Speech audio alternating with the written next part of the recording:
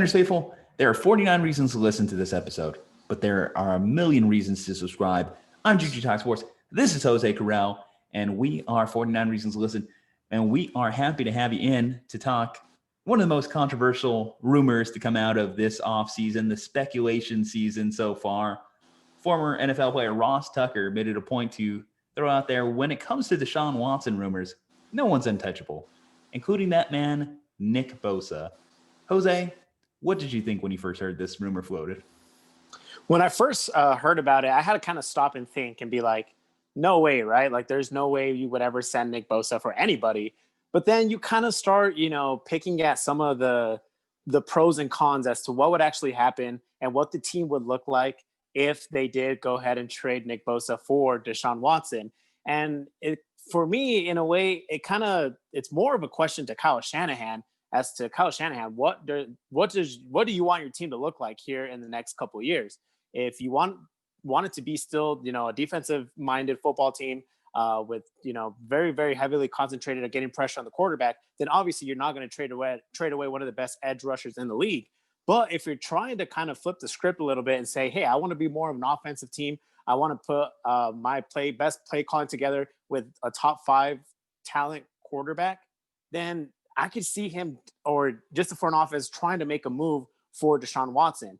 If they're that desperate for Deshaun Watson, maybe sending over a Nick Bosa is maybe the only way of getting it. So I think it's more of a question of what this team wants to be in the next couple of years moving forward. If they want to be more offensive minded, throw the ball a little bit more. Deshaun Watson, let's not remember, he led the league in passing yards. And, Deebo Samuel hopefully is going to come back healthy. Brandon Ayuk had a great rookie year, and George Kittle's still there. So he's going to have a lot of weapons if Deshaun Watson does end up in San Francisco. He's going to have a lot of weapons to work with, and he's going to have Kyle Shanahan as they're calling the shots. So I think it's more of what type of team does this organization wants to be? Do they want to be a defensive-minded like they have in the past couple of years, which has worked out well? Then there's no way you trade away your best defensive player. In a vacuum, trading away a star edge rusher for a star quarterback makes sense. But I think if you're the Niners, the aspirations have to come into play. Getting Deshaun Watson and trading away Nick Bosa doesn't nearly sound as appealing as getting Deshaun Watson and having Nick Bosa. Having those two players together makes you a Super Bowl contender, whereas I feel as though trading off one of those pieces makes you feel more like a competitive playoff team. Maybe you win one game or two, maybe NFC championship, but lacking that defensive firepower that Bosa gives. Let's face it, he was the best player in their Super Bowl run in the playoffs. In that Super Bowl against the Chiefs, where multiple people would say he was held several times throughout that game, but I don't blame the Chiefs offensive lineman. That was the only way to stop him in that game. He was all over Patrick Mahomes. You look at the NFC divisional round against the Vikings, and he was the driving force behind why Kirk Cousins and that offense were so inefficient that day. Nick Bosa is a stud, and to not see him in Niners uniform would be a disgrace given there is still untapped potential there. We missed out on his sophomore year due to the ACL injury, but I think that there's so much more room for this guy to grow. Hell, he doesn't even have the double-digit sack season to his name yet. He finished with 9, even though it felt like he had like 20 in his rookie year. So I think it would just be a shame to not continue to allow him to develop in that team. And if you're DeMeco Ryans, newly crowned defensive coordinator DeMeco Ryan, you don't want your left arm cut off heading into your first year as defensive coordinator.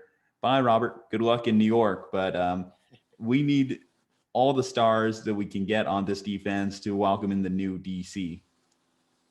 No, yeah. And you also mentioned Nick Bosa was also a second overall pick. It wasn't a guy that just came in. He was drafted with the inspirations of being a legendary talent, a type of talent that San Francisco hasn't really seen at the edge rusher position in a really long time. So it wasn't just a guy that they wanted to draft. It's like, oh, maybe it'll work out. No, he was drafted intended to be that guy on the defensive front. And from what we saw in year number 1, he's going to be that plus a lot more. So I completely agree. Obviously, having both would be, the best pro ever. But I don't think you necessarily have to take a risk in sending away your best defensive player for a guy that's Deshaun Watson, obviously top 5 quarterback in the league. But I think the quarterback situation in San Francisco isn't that bad where you have to give away your best defensive player, especially when defense is the best thing that you do. And especially when, getting to the opposing team's quarterback is especially the best thing that you were doing when Nick Bosa was in the starting lineup. So I don't think you need to take that drastic measure to get a guy like Deshaun Watson. Yeah, and when you look at this team and how they're constructed to head into the 2021 year, obviously they have to make decisions as far as all these free agents. You want to make sure that you have locked up the guys who are under team control, under rookie team friendly contracts for a few years, including Nick Bosa, because when it comes to having 20 plus free agents leaving your roster, you got to take care of the guys you do have. And when you bring in a guy like Deshaun, obviously you're getting a guy who already got paid. So that also affects your cap. So you got to hold on to a guy like Nick Bosa. I never like to say that anyone's untouchable, but he is.